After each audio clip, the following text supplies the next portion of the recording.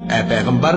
मेरे मोमिन बंदों से कह दो कि नमाज पढ़ा करें और उस दिन के आने से पेशतर जिसमें न अमाल का सौदा होगा और न दोस्ती काम आएगी, हमारे दिए हुए माल में से पोशीदा और अलानिया खर्च करते रहे। अल्लाह ही तो है जिसने आसमानों और जमीन को पैदा किया और आसमान से मे बरसाया, फिर उससे तुम्हारे खाने के लिए फल पैदा किए और कश्तियों और जहाजों को तुम्हारे जेर फरमान किया ताकि वो समंदर में उसके हुक्म से चले,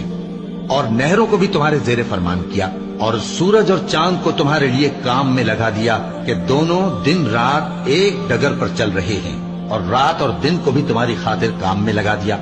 और जो कुछ तुमने मांगा सब में से तुमको इनायत किया। और अगर अल्लाह के एहसान गिनने लगो तो शुमार न कर सको, मगर लोग नेमतों का शुक्र नहीं करते। कुछ शक नहीं कि इंसान बड़ा बेइंसाफ है, नाशुक्रा है।